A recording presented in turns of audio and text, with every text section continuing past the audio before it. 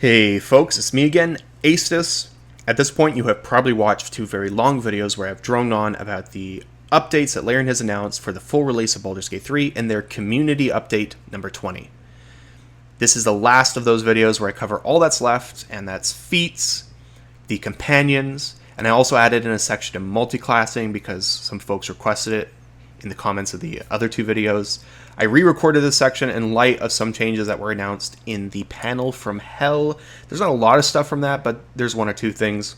If you haven't watched the original two videos in this video series, I recommend you do that. Let's dive right in. Alright, starting off with the feats. I have listed all of the feats that Larian announced that will be added to the game in full release. So this does not include the current list of feats that you can pick in early access. Although I will touch on some of those at the very end. Also, I am only talking about the feats that have tactical value. There are some feats that really just offer mostly roleplay value outside of combat. That's not really my area of expertise. It's not why people click on my videos. I am known for optimization and the tactics of combat, so I'm going to be focusing on that. So if you see a feat that I just skip over, it's one of those. Alright. Starting now with Alert. You are always on the lookout for danger and gain the following benefits. You can't be surprised while you are conscious. You gain a +5 bonus to initiative. Other creatures don't gain advantage on attack rolls against you as a result of being unseen by you. All three of these are really, really good.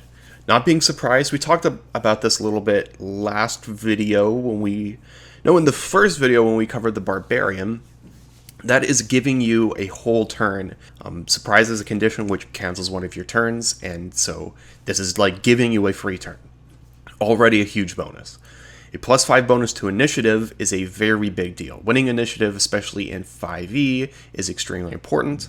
I mentioned this in previous videos, but you can think of winning initiative as also like gaining a whole turn. It's not exactly like you gaining a turn, it's the value of winning initiative is equivalent to the average value of a turn, but that's still a lot gained. You can just think about it, if you win initiative and you can reliably kill a target on your turn, you just eliminate one of the enemies from the battle right from the beginning, and that is such a big deal. It's before they can use any of their abilities, cast any of their spells, they just have no impact on the fight whatsoever.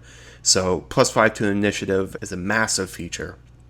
And then finally, creatures don't gain advantage on attack rolls against you as a result of being unseen by you, so you can't be, some targets will be hiding or be invisible when they attack you and they get advantage on that, and they wouldn't get advantage. Now, that's not as big as these other two bonuses, but still, that's something that's very nice. Definitely, there are enemies, even in early access, that are using invisibility to attack you. Counteracting that advantage that they get, awesome. Alert is an S-tier feat. Easily, it's worth taking on pretty much every build, and it is probably more valuable than an ASI on most builds.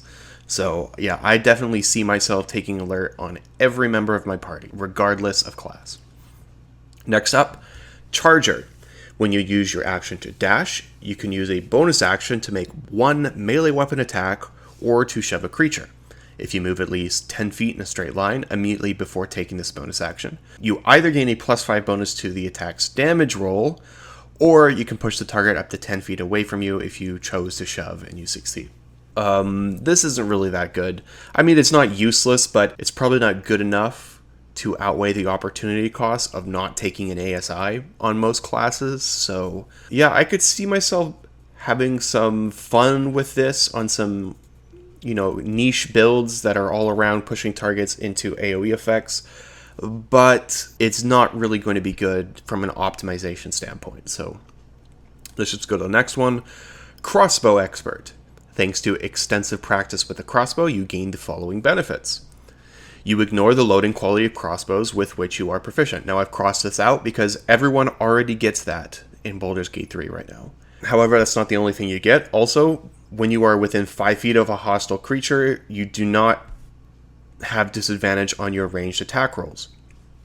And that is all ranged attack rolls, not just ranged attack rolls with crossbows. Now, that is a pretty nice feature.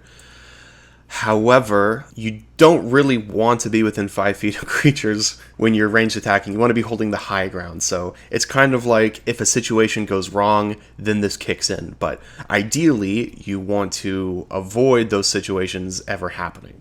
And then finally, when you use the attack action and attack with a one-handed weapon, you can use a bonus action to attack with a hand crossbow you are holding. Again, this is something that everyone just automatically gets in Baldur's Gate 3 right now. So Crossbow Expert is a great feat in tabletop, but in Baldur's Gate 3, unless they make changes to it, which it seems likely that they will, it's not good. So yeah, I can't really say anything about Crossbow Expert until we see how Larian implements it. If they make no changes, it's just not worth taking ever. Next up, Durable. Hardy and Resilient, you gain the following benefits. Increase your Constitution score by 1 to a maximum of 20. And when you roll a hit die to regain hit points, the number of hit points you regain from the roll equals twice your Constitution modifier instead of just your Constitution modifier. Now this is the first of what in the 5e community people call half feats. Why is it a half feat? Well, a feat is something that you can take instead of an ASI. ASI meaning attribute score increase. When you take an ASI, you gain 2 +1s to your attributes. So you can spread those out, having a +1 to 2 attributes, or you can group them together and have a +2 to 1 attribute. A half feat is something that gives you a +1 to an attribute plus something else included in the feat. In this case, this clause right here. So because you're getting a +1, it's kind of like half the value of an ASI, and then the other half of the feat is supposed to be better than another +1. In the case of Durable, it is not. This is not a good enough bonus to compete opportunity cost wise with just getting another +1 to your attributes, so Durable is almost never worth taking. Next up, Elemental Adept. When you gain this feat, choose one of the following damage types: Acid, Cold, Fire, Lightning, or Thunder. Spells you cast ignore resistance to damage of the chosen type. In addition, when you roll damage for a spell you cast that deals damage of that type, you can treat any one on a damage die as a 2. You can select this feat multiple times. Each time you do so, you must choose a different damage type. Now, in many builds, you are not specialized around a damage type, but you will have damaging spells that do multiple different kinds of damage, and so you can get around resistance by just casting a different spell with a different damage type. The only reason to pick this is if you are a build that gets a lot of bonuses from casting spells of one damage type, or a build that's built around damage of a single type. Now, there aren't many of those either in Tabletop 5e or in Baldur's Gate 3, but in Baldur's Gate 3, Larian has changed the Create Water spell to impose a wet condition, where a target that is wet is vulnerable to cold and lightning damage. And vulnerability is doubling the damage that you deal. It's like a crit, except you can even crit on top of it. It's extremely, extremely powerful, and that makes all lightning and cold damaging spells and abilities very valuable, and so you do want to build around them if you have them. So taking Elemental Adept in any composition or build that is focused on dealing lightning and cold damage is a must-have. Ignoring resistance on a target that is supposed to be vulnerable is huge. And then on top of that, you're also never rolling 1s. The least you can roll is a 2, which isn't a huge boost, but it's something. So Elemental Adept is a little niche. On most builds, not worth taking. On some builds, it's a must-have. Next up, Heavy Armour Master. You can use your armor to deflect strikes that would kill others, and you gain the following benefits. Increase your strength score by 1 to a maximum of 20. Okay, so we're dealing with a half feat here. The half of the feat that isn't an ASI is, while you are wearing heavy armor, bludgeoning, piercing, and slashing damage, that is physical damage, that you take from non-magical attacks is reduced by 3. Now, this is pretty good. A damage reduction 3 is fantastic, except that there's this clause about it having to come from non-magical attacks. Now, at early levels, most attacks are non-magical, so it's very good then. But at later levels, will most attacks be magical? It's hard to say. Honestly, it's hard to say. But I think it's more likely than not that, yeah, this is going to get decreasing returns the further on you go in the game. Either way, it's not such a big impact that it's really outcompeting an ASI in most instances, so I don't think I will be taking Heavy Armor Master that often, but we'll need to test it out more. Next up is Lucky. You have inexplicable luck that seems to kick in at just the right moment. You have 3 luck points. Now, I like to think of these luck points as being 3 die 20. So you have these 3 die 20, and you can choose to spend one of those 3 die 20 after you roll an attack roll, ability check, or saving throw. And you choose which of the d20s is used for the attack roll, ability check, or saving throw. Okay, so this sounds confusing, but it isn't. You're getting 3 die 20, and you can expend them to roll on an attack roll, ability check, or saving throw. So that's all of the major d20 rolls. And then you can choose the highest one. Basically, you can see it as a way to gain advantage on any die 20 roll, but you're limited to 3 times per long rest because it refreshes on a long rest. It's a big way of mitigating RNG, and it's a good feat that works on every class, but I am not sure that it's good enough to compete with the opportunity cost of an ASI. If you got more of these prolonged rests, maybe now we're talking. For now, I would probably just prefer the ASI. It depends on the build, though. Lucky's in a kind of off-meta tier, I would say, where it's not going to be the core of any build, but it's maybe good enough to start competing with ASIs. Next up, Mage Slayer. You have practiced techniques in melee combat against spellcasters, gaining the following benefits.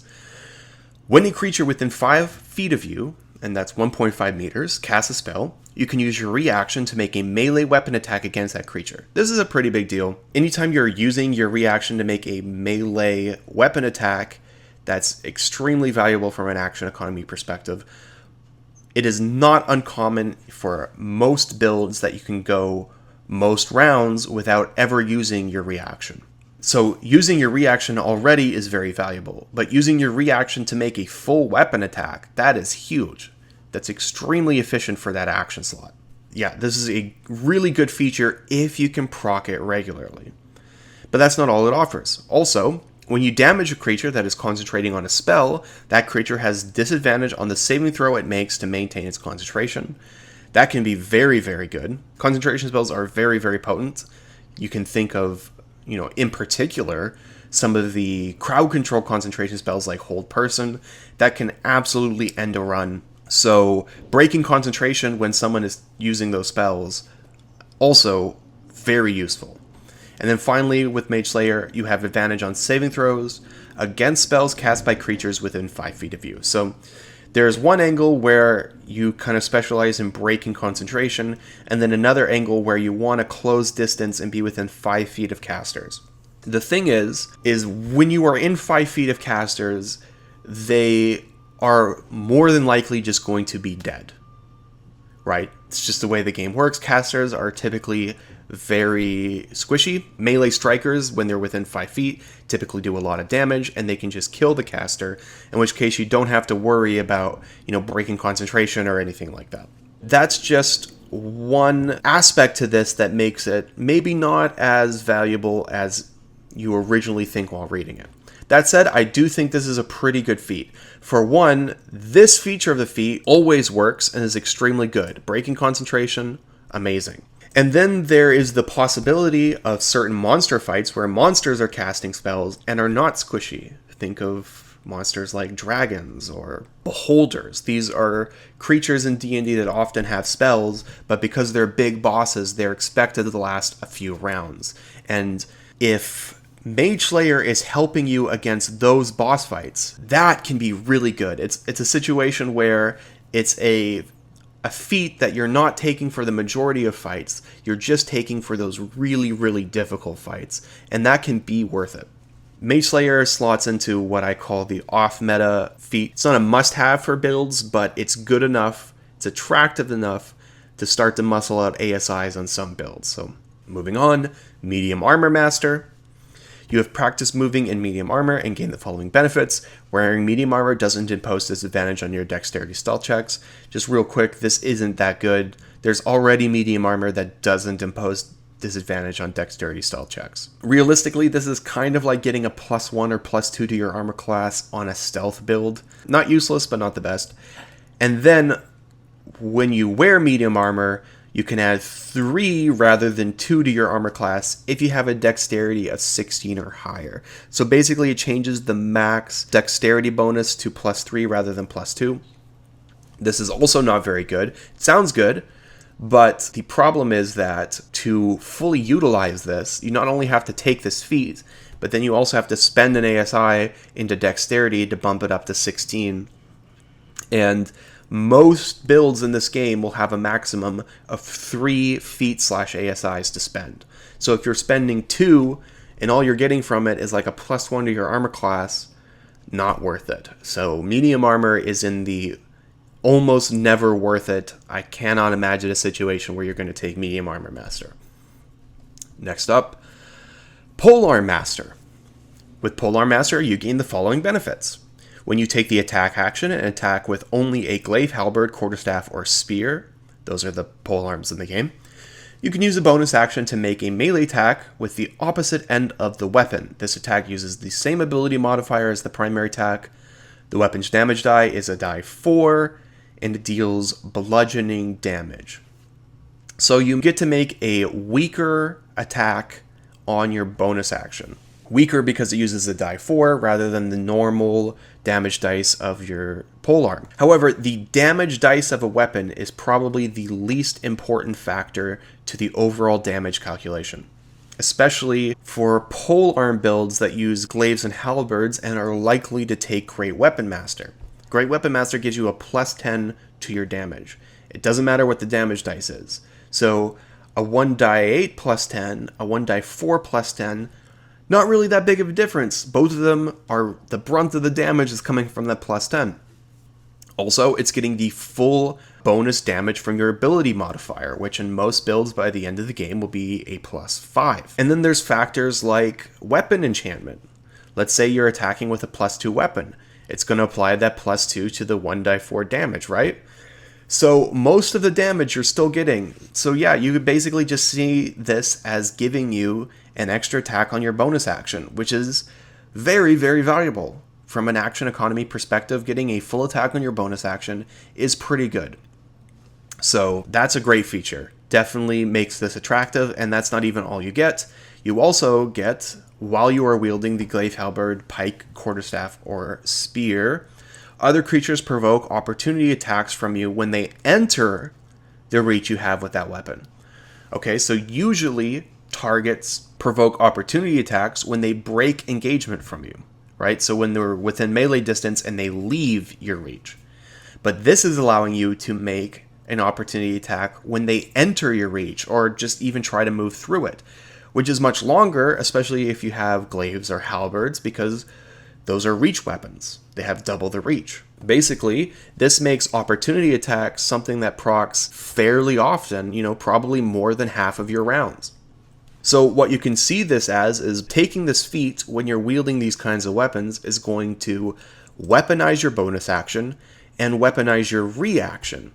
And in any DPR-focused striker build, one of the big things you need, you can see it as a checklist, and on that checklist is weaponizing all of the major action slots. Your action, your reaction, your bonus action, and your concentration. And this is checking 2 of those boxes right away just for the cost of 1 feat. The only, this is an S tier feat. It's definitely in that meta pick list of feats where it's like a must-have in a lot of striker builds. The only reason to not take Polearm Master on a striker build, on a melee striker build, is the limits that we are going to see on these kind of weapons, on polearms, on full release of the game. One thing that all of this theory crafting does not take into account is loot. And loot is extremely, extremely important in games like Baldur's Gate 3. Honestly, loot is probably half of the value of your build. So if there are no good polearms in the game, but 3 amazing great axes, probably no one will take Polearm Master. You'll just build 3 Great Weapon Master builds that use great axes instead. And hopefully you get the idea. It's going to be limited by the value of the loot we get that are polearms. Right now in early access, there are no good magical polearms in the game. There are magical polearms, but they're not good. So keep that in mind. Resilient. Next feat, Resilient. Choose one ability score. You gain the following benefits. Increase the chosen ability score by 1. Okay, so we've got a half feat, and it's extremely flexible half feat as well. Increase the chosen ability score by 1, and then also you gain proficiency in saving throws using the chosen ability. This is an S tier feat, easily. It's basically a must-have on any caster that does not have Constitution saving throws from their class. So basically every caster that isn't a sorcerer, you're going to want to take Resilient at some point. So what you'll do is you'll have an odd score on your Constitution. You take Resilient, it's going to bump it up to something even, like let's say 15 to 16, netting you a +3 to your Constitution saves. And then you gain proficiency in Constitution saving throws for a massive, massive jump in your ability to maintain concentration, which is essential for casters. Like I said in just the feat before, you can think of 5e as a game where you're trying to get the most efficiency out of your action slots. And one of those action slots is concentration. So, Resilient, S tier.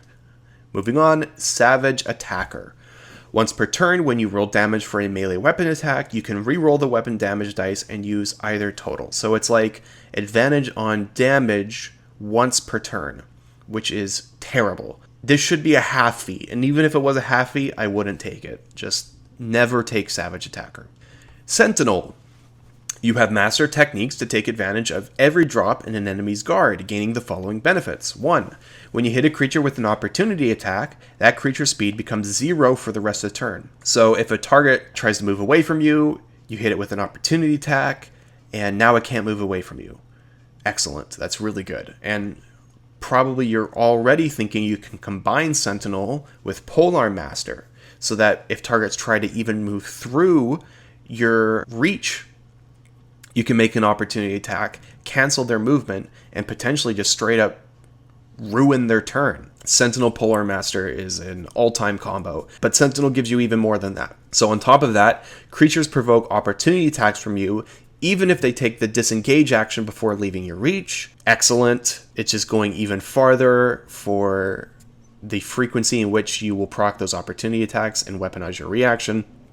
And then finally, when a creature makes an attack against a target other than you, and that target doesn't have this feat, you can use your reaction to make a melee weapon attack against the attacking creature.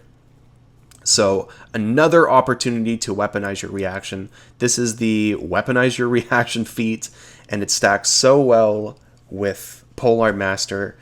S tier feat, and really what's so cool about this is it's adding like a new dimension to the tactics of Baldur's Gate 3, because as longtime viewers of my channel are aware, I have been an advocate of the opinion that there are no tanks in Baldur's Gate 3. If you think of the traditional tactics roles in video games, there are damage dealers, strikers, there are healers and support casters, there are controllers, usually they are spellcasters that layer crowd control on the battlefield, and the fourth is tanks or defenders. Their job is to control battlefield by throwing themselves into combat and either absorbing or limiting enemy aggro. And in Baldur's Gate 3, there has not been a defender role, but with Sentinel, you can take the Sentinel feat and you kind of become a tank. Sentinel S tier feat all the way. Next up is Sharpshooter. You have mastered ranged weapons and can make shots that others find impossible. So it's the Robin Hood feat. You gain the following benefits. Attacking at long range doesn't impose disadvantage on your ranged weapon attack rolls. Excellent. Next, your ranged weapon attacks ignore 1/2 and 3/4 cover. Honestly, Larian has not implemented cover in early access, which I think is a real shame. I think it's an important part of the tactics of 5e. But whatever, the game's still fun without it. I don't know if it's likely that they will implement cover, so who knows if that's even going to be a thing. But then also with Sharpshooter, before you make an attack with a ranged weapon that you are proficient with, you can choose to take a -5 penalty to the attack roll. If the attack hits, you add a +10 to the attack's damage. So this is the same as Great Weapon Master, but for ranged attacks rather than melee attacks. And that's how you should think of Sharpshooter, the ranged attack version of Great Weapon Master, which is a huge boost to ranged attacks. Ranged strikers haven't really been good in Baldur's Gate 3, and the big reason is because we didn't have Sharpshooter in the game, but now we do. Now ranged strikers can actually start competing with melee strikers in terms of damage. And ranged attacks already have ways to offset this -5 penalty just automatically built in Baldur's Gate 3. One of those ways is high ground. That's something Larian's added. I really love it. When you are attacking a target with a ranged attack and you are a sufficient height above them in terms of terrain, you get a +2 penalty on your attack roll. And if they were making a ranged attack against you, they will get a -2 penalty when they're attacking you with a ranged attack from low ground. So if you can consistently attack from high ground, which often the terrain allows you to do that, that -5 penalty is going to become a -3 penalty. Another thing that ranged attackers get in Baldur's Gate 3 is that all classes in this game can hide with a bonus action, which when you are attacking in melee doesn't really matter, because when you're in melee, everyone can see you. So trying to hide would just be a waste of a bonus action. You will fail that hide check 100% of the time. But when you are attacking from range, it is much easier to avoid enemy cones of vision, and it becomes actually reliable that you can hide. Hiding from a bonus action will give the first attack you make in a round advantage. So, at least in most builds, half of your attacks that you make on your action are going to have advantage as well. That's completely offsetting the -5 penalty. And then there's all those other tricks like Bless, having enchanted weapons, things like that. With ranged attacks, unlike melee attacks, you're getting this +10, and you can so easily offset that -5, making ranged attacks kind of ascendant in terms of damage if they had ways to reliably weaponize the other parts of your action economy. And it is kind of difficult because there isn't really an equivalent to Sentinel or Polearm Master for ranged builds where they're weaponizing your bonus action and your reaction. Of course, there's attacking with a hand crossbow in your offhand. That's a ranged attack that can get you that +10 and uses your bonus action. So you can weaponize your bonus action, but you're not really weaponizing your reaction, and you're not adding anything besides damage to the build. None of the control elements of melee attackers are in your build if you're a ranged attacker. And then finally, there is a question of loot. Are there going to be good ranged weapons in the game? Because in early access, there aren't any. There are no good magical ranged weapons. I'm sure Larian will remedy that, but I think there is going to be a use for both ranged strikers and melee strikers, just for all of those reasons that I've said. I think with Sharpshooter, they're probably going to be balanced rolls, so that's awesome. Next up, Spell Sniper. You have learned techniques to enhance your attacks with certain kinds of spells, getting the following benefits. When you cast a spell that requires you to make an attack roll, the spell's range is doubled. Alright, that's interesting. I mean, this will help with target selection. Basically, you'll always be able to hit the target while you're standing from your high ground, so I guess that is pretty good. Your ranged spell attacks ignore half cover and 3/4 cover. Again, we can just cross this out because it is not clear whether cover is even going to be in the game. You learn one cantrip that requires an attack roll. Of course, you're almost always going to pick either Ray of Frost because it deals cold damage, or you're going to pick Eldritch Blast because it is the best attack cantrip in the game. Choose a cantrip from the Bard, Cleric, Druid, Sorcerer, Warlock, or Wizard spell list. Your spellcasting ability for this cantrip depends on the spell list you choose from. It's Charisma for Bard, Sorcerer and Warlock, Wisdom for Cleric or Druid, and Intelligence for Wizard. So it's doubling your range of your cantrips and attack spells, and it's giving you one cantrip of your choice. That is not likely to be worth the opportunity cost of an ASI. So yeah, I don't really see myself taking Spell Sniper ever.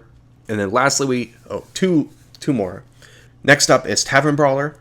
Accustomed to the rough and tumble fighting, using whatever weapons happen to be at hand, you gain the following benefits. Increase your strength or constitution score by 1. Alright, we're dealing with a half feat here. You are proficient with improvised weapons. Okay. Your unarmed strikes use a die 4 for damage. Okay. When you hit a creature with an unarmed strike or an improvised weapon on your turn, you can use your bonus action to attempt to grapple the target. Grappling isn't really in the game, and I don't know if it's likely that it will be on full release. Instead, you shove. Shove has kind of replaced grappling for Larian, but anyone can always shove as a bonus action, so not sure what this is going to be on full release. Either way, this isn't looking that good. The fact that it's a half feat makes it a little more attractive. Depending on what Larian does with this last clause of the feat, it could enter that off-meta pick. I mean, it's always going to be fun because, like, technically this gives you proficiency in throwing goblins at other goblins, and that's a blast. So, but yeah, I mean, realistically, Tavern Brawler isn't likely to be worth taking. And now to the last one, Warcaster.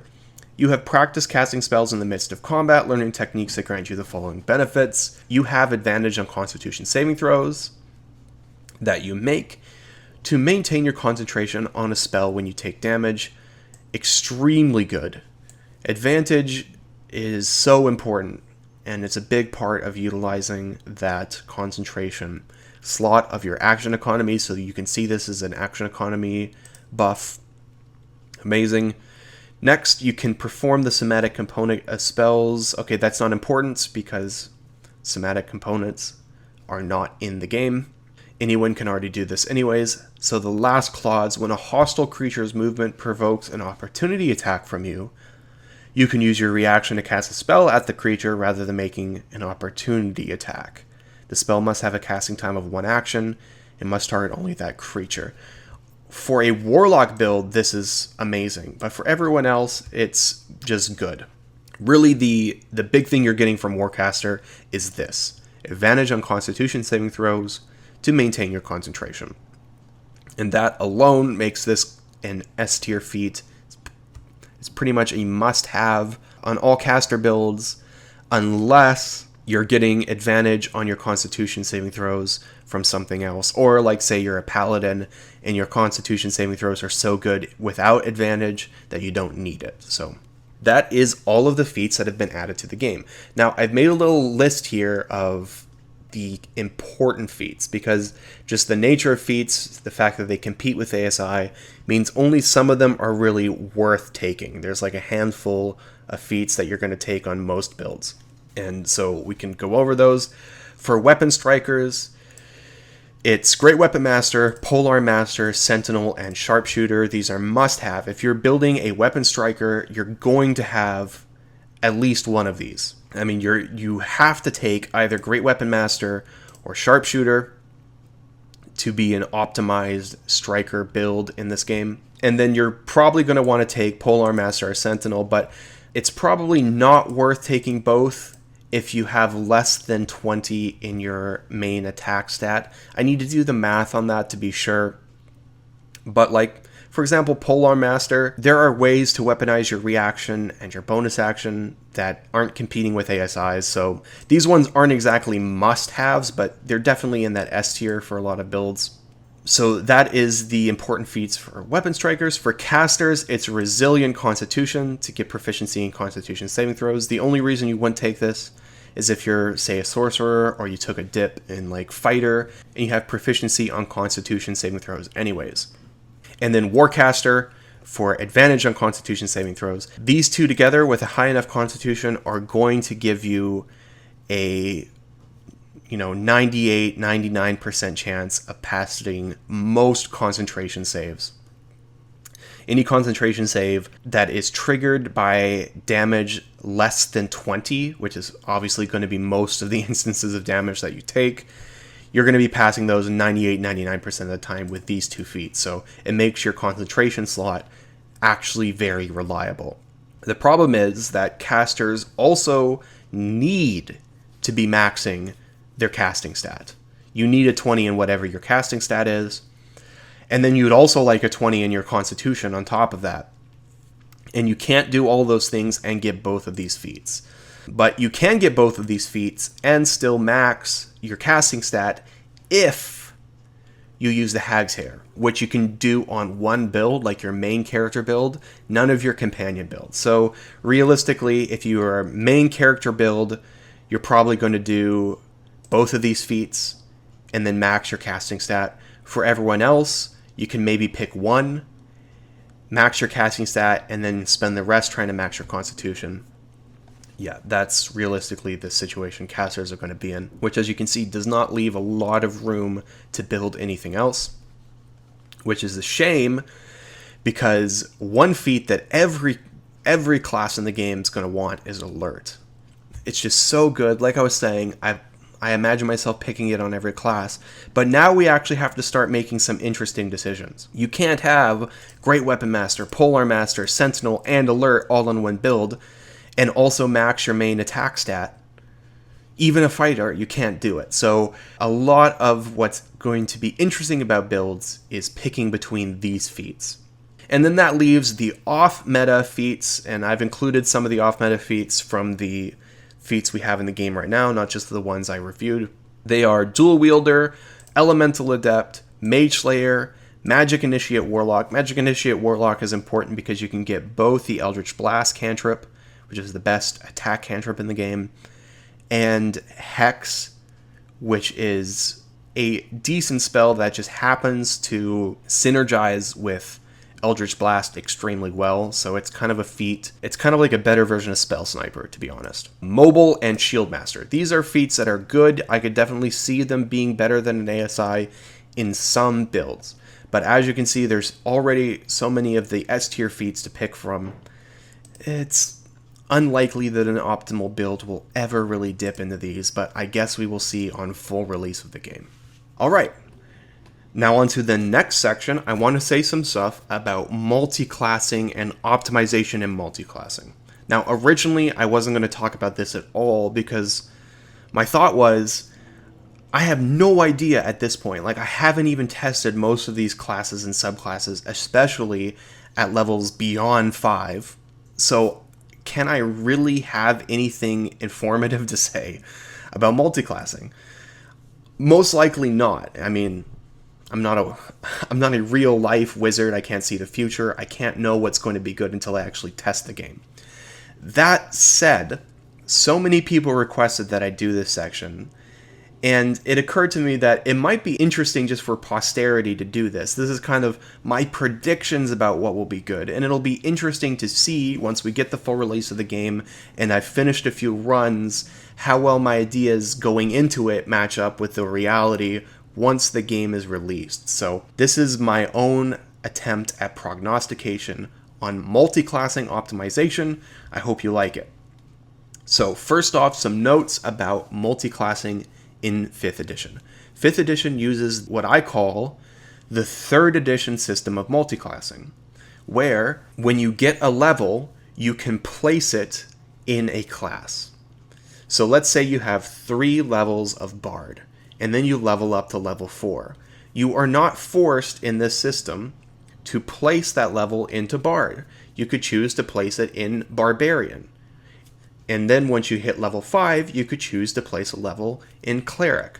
Hopefully you get the idea, and probably if you're watching this video, you've played enough games like this that you are familiar with it. Like I said, it's the way 3rd edition D&D worked, so if you ever have played the Neverwinter Nights games, they use this system. It's the way that the Pathfinder system works. If you played Pathfinder Kingmaker, Pathfinder Wrath of the Righteous, it's a very similar system to that. You'll be familiar with it. I have made a video on this multiclassing system and why I think it is actually very poor design. I do not like this. I prefer a multiclassing system that actually works the way the original Baldur's Gate games did, or how, say, Pillars of Eternity Deadfire works. That said, I still think multiclassing is better than no multiclassing at all in general, and there are some things about 5e that mitigate, I think, the problems of the 3e style of multiclassing. And the big one is that feats are class features in 5e, and that's very different than the way it works in most other games that use the system. In other games, you get feats at set levels regardless of class. Your feat advancement is independent of where you put your levels as far as classes go. That's not how it works in 5e. So for example, if I have 3 levels in fighter and I never put that 4th level into my fighter class, I'm never going to get that 4th level fighter class feat. So if you want to maximize all of your feats and ASIs, you will only put levels in classes in groups of 4. And of course, we have a max of 12, so that leaves 3 levels of multiclassing. Either you go full class, 12 levels in a class. If you do that, you won't lose a feat or an ASI. You can do an 8-4, or you can do a 4-4-4 structure. Now, I'm not saying that all optimal multiclassing builds will follow this pattern, but I do believe most of them will. Doing any multiclassing with levels and classes that aren't a multiple of 4 is a big drawback. So you have to be gaining something huge to make that decision. Because as we've seen from just reviewing the feats, feats are a big deal. You want to get every feat possible in your build. So for this video, I will just be speculating on what I call 8x 4x structure. That is, you put 8 levels in one class and then 4 levels in a secondary class. And I will call the 8x class the main, and then the 4 levels the dip. And that's just kind of traditional gamer talk for this kind of thing. So if you hear me refer to a barbarian main, that means I put 8 levels in barbarian. If you hear me say barbarian dip, that means I put 4 levels in barbarian. All right, so with that out of the way, let's start looking at them class by class, starting with the barbarian. Barbarian works very well as either a dip or as a main, as long as you are getting an extra attack from somewhere. Barbarians are always weapon attackers, and in fact, they're always melee weapon attackers. It's the only real way to build a barbarian. So you have to be getting an extra attack, either from a barbarian main, or if you are dipping barbarian, whatever your main class is, it has to be a class that gets extra attack. So that's a big rule for barbarians. There's another big factor for barbarians, which is your concentration slot. The feature for barbarians is your rage ability. That is the reason you pick this class. And while you are raging, you cannot concentrate on spells. So you can think of rage as a feature that occupies your concentration slot, so you should never be multiclassing the barbarian into any class that depends on its concentration slot. For example, cleric, paladin, wizard, bard, all of these classes are very concentration dependent. If you are multiclassing them with barbarian, either as a dip or a main, you've got problems. There's a dyssynergy in that combination. The best dip, I think, for practically every barbarian main build is assassin rogue, because barbarians get that feral instinct. I believe it's at level 7. Rogues get assassinate at level 3. The combination of these make you an absolute killer on the first round of combat, which, as I talked about in my last video, is extremely valuable from a tactical perspective. However, I could also see, if you are a berserker barbarian main, a thief rogue dip could be good, because berserkers get to make attacks on their bonus action, and thief rogues get a secondary bonus action, and just the sheer action economy boost from getting that second bonus action, which you are using to make a full attack, could be better than the tactical advantage of stacking assassinate with feral instinct. Honestly, I think a barbarian 8 with some kind of rogue 4 is going to be better than a full class barbarian. I'd see that as kind of the standard base barbarian build. That is my prediction. However, besides rogue, a dip in Battle Master Fighter is also really good. We'll talk about that when we get to the fighter, but a Battle Master Fighter dip is good on any weapon user, because you're getting all of those insane maneuvers, which is so good, and then you can get action surge. Honestly, a dip into Battle Master Fighter is still good on a lot of caster classes as well, because if you start level 1 as a fighter, you get proficiency in your constitution saving throws, and weapon and armor proficiencies, which can be good on caster classes. So anyways, we'll talk about that when we get to fighter. that is my predictions for the Barbarian. Moving on to the Bard. The gist for Bards is that it's probably always optimal to just go full class Bard, because full class Bard gets magical secrets, and that's such a good feature I am predicting. That said, if you do a lore Bard main, you can get magical secrets, and that could be a way to combine with a sorcerer dip in order to get both magical secrets and meta magic for magic combos that in theory aren't possible for any other class. Now, will that be good? I have no idea. I have not brainstormed every spell that could be available with every combination of meta magic, but I think it's just interesting to bring up. It is definitely possible that that breaks the game. A Swords Bard main with a Battle Master dip could also be a very, very good short rest spamming build. Bards in Baldur's Gate 3 are all about stacking up as many features as you can that refresh on a short rest, and the Battle Master dip is probably the best way to do that, because as I said, you'll get Action Surge and Maneuvers, which all refresh on a short rest. Swords Bard get Flourishes, which are refreshing on a short rest, and you still get extra attack, and you're still getting 4th level spells. So that, I could imagine that being also a very good build. Next up, Cleric. Again, Cleric is probably best off just going full class. In fact, practically all casters will likely just be best off going full class, because losing out on 5th and 6th level spells really, really sucks. It's hard to make up for that loss. That said, a Cleric dip can get you Bless and Spiritual Weapon, which are highly efficient uses of both your concentration slot and your bonus action slot. You'll also be getting Channel Divinities, which can be really good. I'm imagining if you do the strategy of a Cleric dip, you will want to go either Tempest or War Cleric. They get the best features between levels 1 and 4. Cleric main can get you Spirit Guardians, Guardian of Faith, Divine Strike, and 2 times Channel Divinity. So that's actually a very good 8 levels. And if you're going to dip with Cleric, you're probably best off going Thief Rogue. That will get you another bonus action, which you can use on an upcast Spiritual Weapon.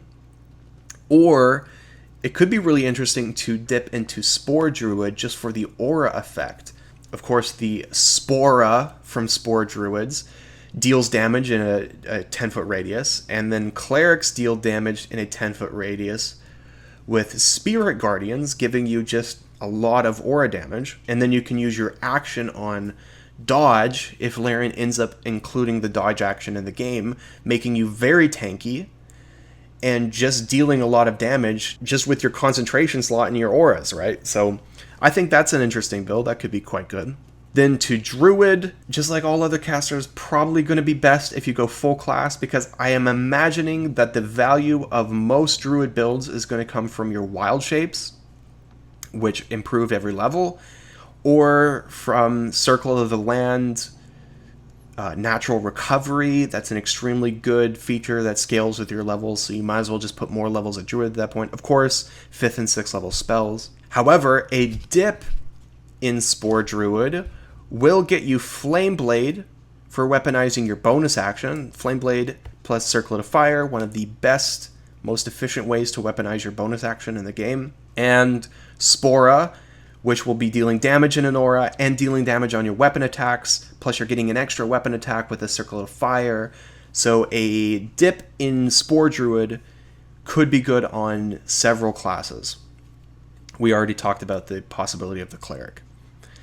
Next up, Fighter. So a full class Fighter is probably already one of the best classes in the game. That is my prediction, just because a full class Fighter will be getting extra attack in combination with Action Surge for the possibility of 6 attacks in a round. It's really hard to pass up on the value of that. I mean, it's just so good. So, yeah, likely it is best to just go full class Fighter if you're going to build a Fighter. That said, as I've already pointed out so many times, a Battle Master dip is really, really good. Now, some people in the comments of my last videos have talked about a Champion dip. I am very opposed to a Champion dip. I do not think Improved Critical can ever be better than getting maneuvers from Battle Master. So That's my opinion. I really doubt I will ever change my mind. It does not matter what the synergy is. Improved critical just is not better than maneuvers. Next up, monk. A monk main, I think, should always be a shadow monk because features that you get from the other subclasses after level 4 just aren't that good. So monk main is a shadow monk every time. The best dip for a monk main is probably Hunter Ranger. If you do this, you will get Hunter's Mark and Colossal Slayer. This is important because monks just make a lot of attacks, but it's hard for them to get a lot of damage on those attacks. Hunter's Mark and Colossal Slayer is one of the best way to get damage on your attack. And then both monks and rangers utilize wisdom, so there's some synergy in the classes already there. It's important to synergize your attributes when you're multiclassing a monk, because monks are already multiple attribute dependent. So if you're adding a class that adds another attribute, you're just spreading your attribute points way, way, way too thin. Yes, a monk with a Hunter Ranger dip could be really good. Also, a monk with a Spore Druid dip for Spora could be really good. And the Spore Druid also adds damage on your attacks, so I see both of those being good. Now, having a main of another class and dipping monk, I don't imagine being very good at all, which is ironic when monk dip is like a meme in the Pathfinder communities. Monk dip in 5th edition isn't very good. Why? Because the low levels of monk are basically giving you attacks.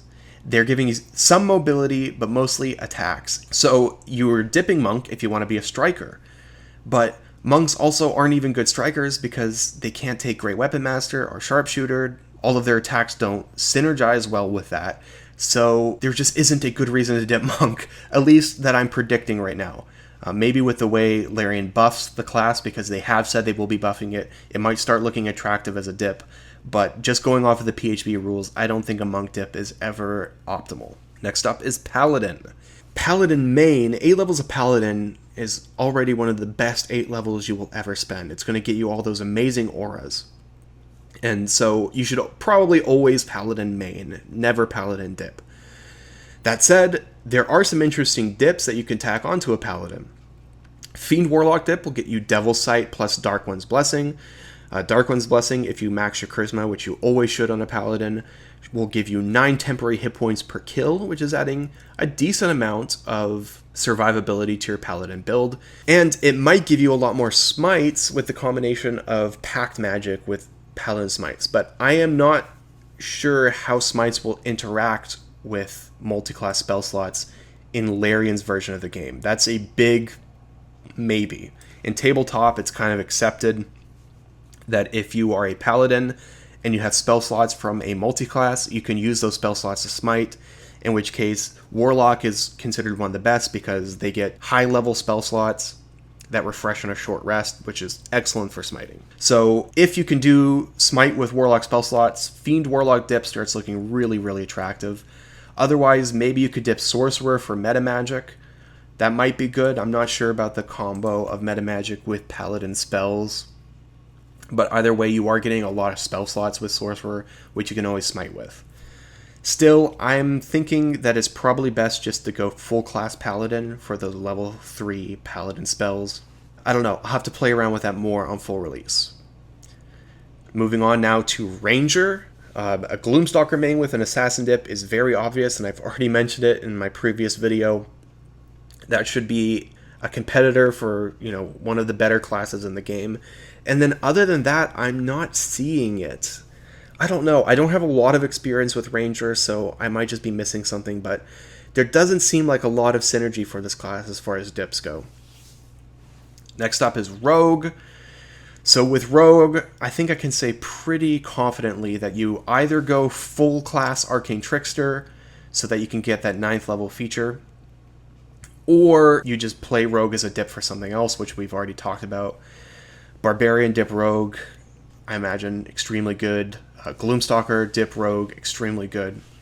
So Rogue mostly, it's kind of like Monk in the Pathfinder games, it's mostly a dip. Sorcerer, I racked my brain on this, and I just can't think of what is good as a dip for a Sorcerer that would ever outcompete just getting 5th and 6th level spells.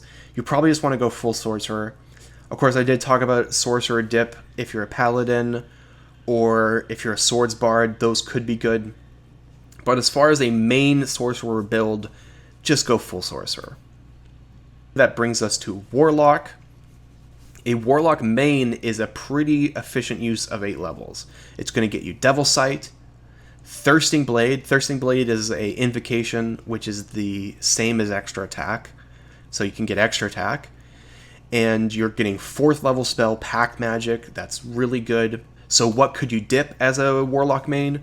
You could tip Devotion Paladin, and that will get you Sacred Weapon. It feels like an unholy mix of Warlock with Devotion Paladin, but from a mechanical perspective, very good. You'll be adding that amazing charisma to your weapon attacks. You'll be getting extra attack, Devil Sight, 4th level spells. Awesome. You could do a Battle Master dip for all the reasons we talked about. Battle Master dip is just so good on so many classes. You could do I should mention, a Warlock main with a Battle Master dip. Basically, all of their features are refreshing on a short rest. It probably has the most good features on a short rest that I can think of. So it would be amazing for any kind of bard team composition.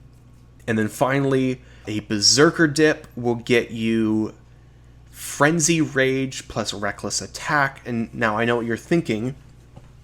You lose concentration. Remember, when we talked about Barbarian, we said, do not mix it with a concentration class. And Warlocks are concentration classes. Definitely they are. However, they do have good spells that don't require concentration. If you did a Berserker dip on a Warlock main, you can use your spell slots on Counterspell and upcasting Armor of Agathis. I mean, it's already upcast anyways for Pack Magic. But imagine Armor of Agathis with Rage. You could kind of see it as doubling the efficiency of Armor of Agathis, because you are reducing damage by half from all the resistances you get from Rage. So reducing damage by half is like doubling your hit points. And Armor of Agathis is adding temporary hit points. So you're getting way more efficiency from your temporary hit points. But you're also just getting more retaliation damage from Armor of Agathis. Armor of Agathis is an S tier spell, in part because of its insane scaling, and one of the factors of those scaling is combining it with resistances, which you get just from using your concentration slot when you are a Barbarian. So, great Old One packed Warlock main with a Berserker dip.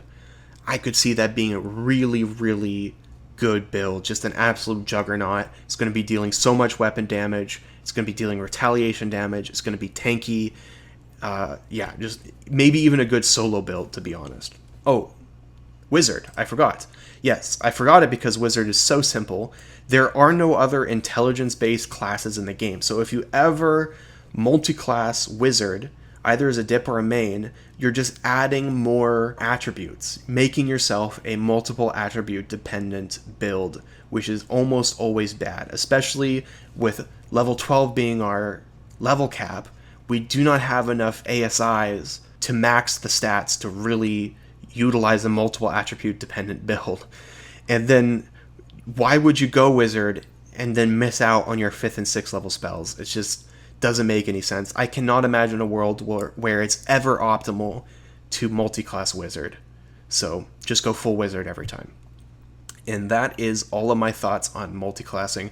Of course, I cannot think of every permutation of the of multiclassing possible, so I know I'm missing something here. And like I said, I want this to kind of be about posterity. So if you think there's a build, a multiclass build that you're predicting will be good, let me know in the comments.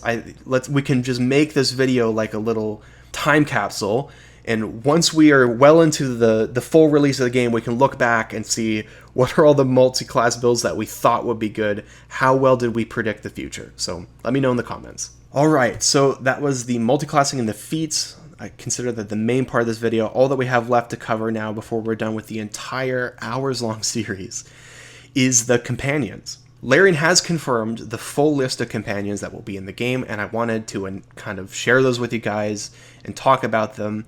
And originally my plan was to talk about the companions from the perspective of how good are they likely to be from a tactical perspective, because of course that is the perspective I always take.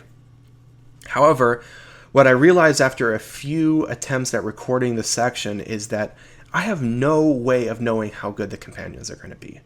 There's really no way. And the big reason has to do with another thing that Larian has confirmed, which is that on full release of Baldur's Gate 3, there is going to be a mercenary system where you can hire custom-made companions by you. So they can be any race or class combination that you want. You hire them and they join your party. From a tactics perspective, that is very likely to be better than any of the pre-made companions that they have in the game. I mean, a companion you make custom-made for your party composition is almost always going to be better, unless the story companions have something unique that they get that you can't make with a custom companion. And honestly, that is likely the way Larian is going to go. I say it's likely because that is what they did for Divinity Original Sin 2. If you played as one of the Origin companions, you would get a special ability custom-made for each Origin character that you couldn't get if you built a standard custom character. They already have a precedent of doing that kind of design. It also makes the most sense. You know, why have story companions plus a mercenary system unless there's something that makes the story companions attractive from a tactical point of view, not just a role-playing point of view. And then finally, there are already things we've seen in early access that work like this. So, spoilers, everybody. But Astarion, for example, he gets a unique bite attack that you wouldn't get if you built an equivalent High Elf Rogue as a custom character. The bite attack is very good, and it's actually a reason to pick Astarion. And also, in the panel from Hell, when they were talking about Karlach, they mentioned that she's a barbarian, and her rage ability is going to get a special feature where she deals fire damage, I'm guessing in an aura around her, or it could also be on her attacks. But you get the idea. It seems like they're already designing for each of the story companions something unique that makes them worth picking over a custom companion from a tactical perspective. And until I know what those things are, I cannot really talk about which companions are going to be best. So I have to save that until full release. But I do want to go over the companions a little bit. So I thought maybe we could do a completely subjective ranking list of the companions based on my favorites and the ones I'm most likely to have in my party on my first run. Now, this isn't meant to be serious, guys. Well, what am I talking about? Of course, it's deadly serious. But I hope you'll have fun anyways. So, let's go through them, starting with number 1, Lae'zel. It couldn't be anyone else. Lae'zel is an absolute babe. She's got this whole like hot alien vibe, which is awesome. She's strength-based, which is Giga Chad. And she has this like really interesting backstory that like mixes psychopath with a naive child. You can encourage her to either embrace her fascist, tyrannical culture, which of course is kind of funny, or you can do the good thing, which is encourage her to question it. So Lae'zel, number 1, I'll have her in most of my runs, I'm sure. Number 2 is Jaheira. Jaheira is one of the confirmed companions from the original series that will be in Baldur's Gate 3. She was a half-elf, and I'm guessing a half-wood elf druid from the original games. She's going to be in my party because when she called me in Baldur's Gate 1 an omnipresent authority figure, that is still the best and I think probably only compliment I've ever received in my life. And flattery goes a long way with me. So yeah, Jaheira is number 2. Minsc, the human ranger, is number 3. Let's just get this out of the way. He should be a ranger. People in my comments have been telling me that they should make him a barbarian or something stupid like that. Just no. Actually, I've made a whole build for if Minsc is a ranger as a video, so if you go to my my channel page, you will find that. I released it, I think, back in December of last year. But yeah, Minsc is the actual main character of the Baldur's Gate series, so I feel like I'll be missing a lot of plot, and it won't really feel like a canon run if I don't have him in my party. 4th is Shadowheart. Shadowheart is a half-elf, a high half-elf, cleric of Shar. She's kind of a subpar stand-in for Viconia from the original game, but even a subpar Viconia is really good. That puts her number 4 for me. Number 5 is Minthara, another stand-in for Viconia because she is a drow. Minthara is a drow vengeance paladin, not a cleric. Taking her in your party is if you go the route where you embrace the absolute and the power that the absolute offers, which I think from a lore perspective is very interesting, because I feel like the Pantheon of the Forgotten Realms needs to get shaken up a little bit. This is something that writers in Obsidian explored with the Mask of the Betrayer expansion on Neverwinter Nights 2, but I feel like there needs to be something like an equivalent of Occupy Wall Street, but instead of Wall Street, it's the Forgotten Realms Pantheon. I mean, they're the tyrannical 1%, and the rest of us need to overthrow them. So yeah, embrace the absolute. So Minthara is 5th, I think, on the list. 6th is Will. Will is actually getting a story rework that makes him into like an actual OTO, like Aleister Crowley style Satanist, where he's literally doing like bloody beheading rituals to his demon god, which is pretty metal. Yeah, it's like embracing that whole 80s satanic panic of D&D, which is kind of fun. Next up is Karlach. Here's where we get into the companions I'm actually not excited about. These are the bad ones, in my opinion. Karlach seemed really fun to me. I like the voice acting for Karlach quite a bit in early access. She's a tiefling barbarian, but when I saw the panel from Hell, I realized that she's a complete tasteless Philistine. She has no culture at all. And I learned this from the scene where she was ordering from a Baldur's Gate restaurant and she passed on the Baldur's Gate seafood stew. Baldur's Gate is known for its seafood, and you're a tourist there. You should try the seafood. I mean, and seafood stew is just delicious. Yeah, I mean, that really kind of killed it for me for Karlach. That was a unforgivable sin as far as I'm concerned. But I mean, there's also this problem with her character where she's supposed to be this like mega badass veteran of the Blood Wars, which is literally a war between devils and demons in hell that's been going on for an eternity. And I think any veteran of that war should be like correctly portrayed as exhibiting symptoms of PTSD. They should be very cynical. They should have a very suspicious view of the world. And Karlach seems to be the opposite of that, where she's kind of like heroic and naive and friendly. And I just do not see that as working with her backstory. Next up is Astarion, the High Elf Rogue. I actually really like Astarion, especially in my first playthrough. Astarion was the companion that really stuck out to me. I think his voice acting is phenomenal. He kind of has the like, he's taken the position of Edwin, where he's like a comically evil member of your party, extremely selfish in a way that's fun and fun to laugh at. But he's been completely co-opted by the Baldur's Gate 3 Horny Gamer Society. And to me, the horny gamer is a trope that is so overdone at this point. We need to find something else, guys. It's not as funny as a joke anymore. It's just been done too much. Of course, it's true, but it's a little insulting. In all of my public videos, I will not be playing into the horny gamer vibe. Of course, privately speaking, well, you know what? Never mind about that. No comment. Next up is Gale. Gale is a human wizard. This guy literally eats your loot. Like your high-level artifacts, he consumes them. That's a hard pass for me, guys. And then finally, last on the list is Halzan, the Wood Elf Moon Druid. He's the least likely that I will be taking in my party, just because it will be a long time before I can make eye contact with Halzan. And that is all of the companions that are confirmed in the game. The last one I have on my list isn't a companion. It is the Dark Urge, which is a unique and surprising announcement for a origin character.